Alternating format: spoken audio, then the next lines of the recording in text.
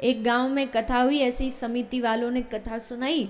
तो ऐसी कथा हुई कि सारा गांव, पूरा की पूरा गांव कथा सुनने आता था।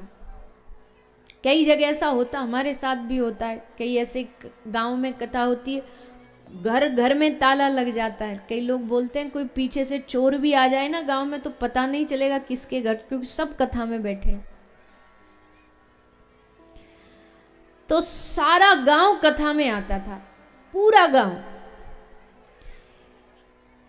तो जब 7वां दिन आया तो जो व्यास जी थे उन्होंने सबको कहा कि भैया तुम सबने 7 दिन कथा सुनी, अब एक काम करो, सब लोग जितने भी यहाँ लोग हो, आप सब कोई ना कोई अपने जीवन में कोई एक नियम ले लो, कोई संकल्प ले लो।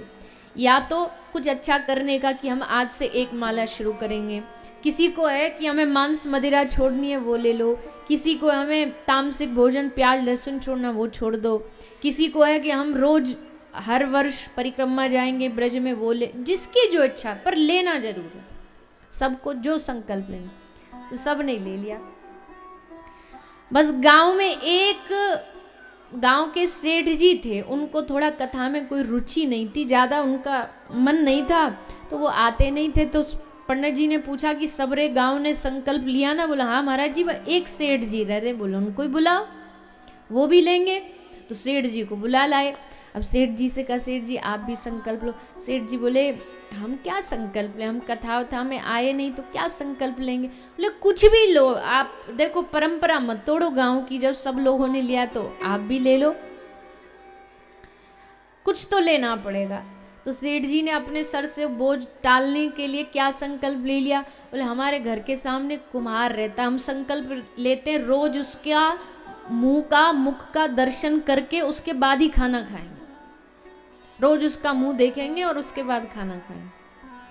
पंडित जी बोले ठीक है, यही बढ़िया, कुछ तो लिया तुमने, पर देखना निभाना पड़ेगा ये। बोले हाँ बिल्कुल निभाएंगे, इसमें कौन सी बड़ी बात। तो सेठ जी आ गए और सिर्फ लिया ही नहीं, सचमुच निभाया भी। रोज सुबह उठते, जैसे सुबह सुबह उठ के कोई भगवान का दर्शन करता है, वो उठ करके कुम्हार का चेहरा देखते, हाँ दिख गया, अब हम अपना काम शुरू कर देते, भोजन पा लेते। और ये नियम उन्होंने कितने साल निभाया? बोले 11 साल तक ये नियम निभाया, बिना इस नियम को तोड़े।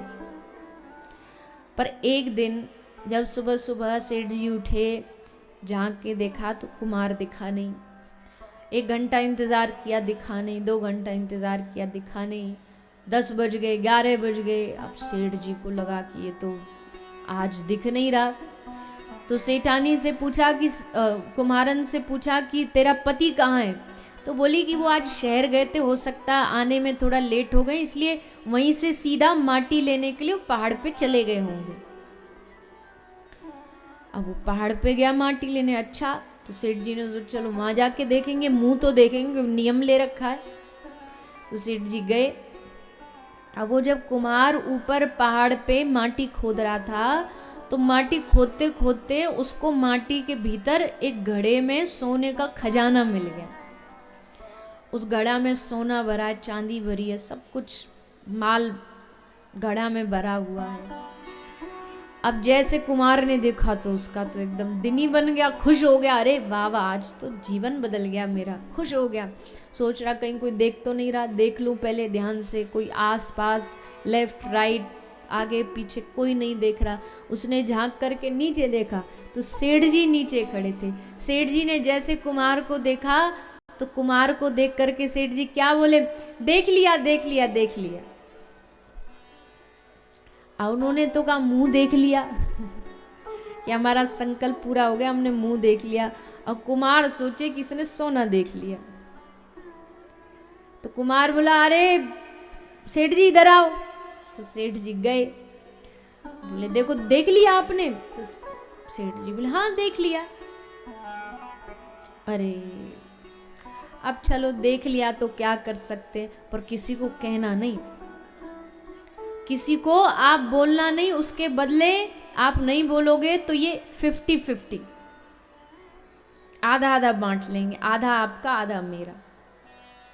सेठ जी बोले कौन सा आधा, कैसा आधा? तो उसने कलश गड़ा दिखाया तो सेठ जी वाह वाह वाह, और देख करके सेठ जी के आंख से आंसू आ गए।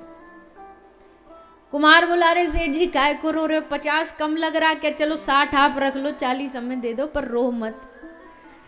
तो सेठ जी बोले ना ना भैया, मैं तेरे इसको पैसा को देख करके नहीं रो रहा, पर मेरे मन में इसको देख करके एक बात आ जाई।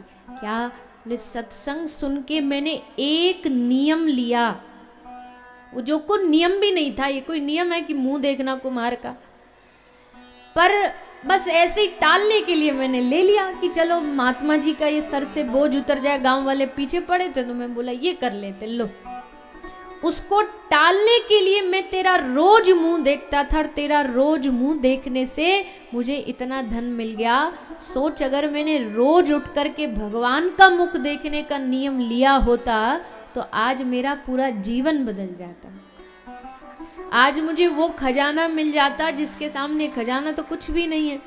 तो भैया तू ये अपने पास ही रख, मुझे इसमें से कुछ नहीं चाहिए। पर आज समझ आ गया कि सत्संग सुन के कोई संकल्प लेने से कैसे जीवन बदल सकता है।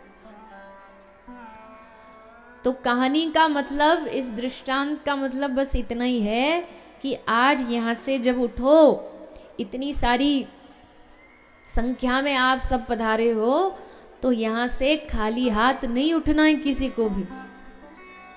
कोई अच्छी बात, कोई अच्छी सीख, कोई भगवान का नाम, माला, किसी को कोई कि हमें कंठी पहननी है, किसी को ये नियम ले सकता हमें चंदन लगाना है।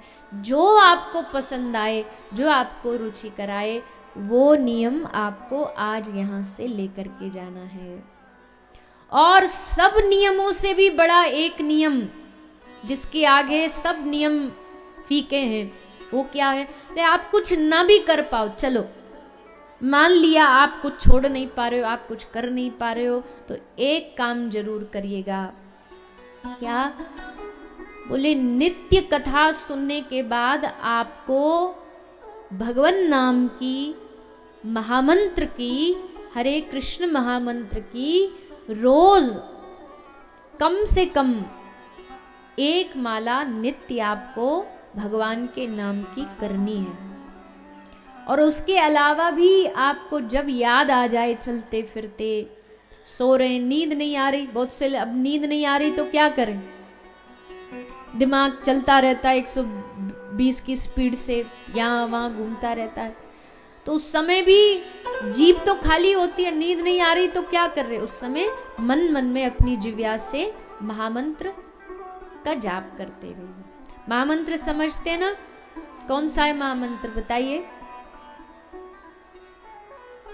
बोलिए।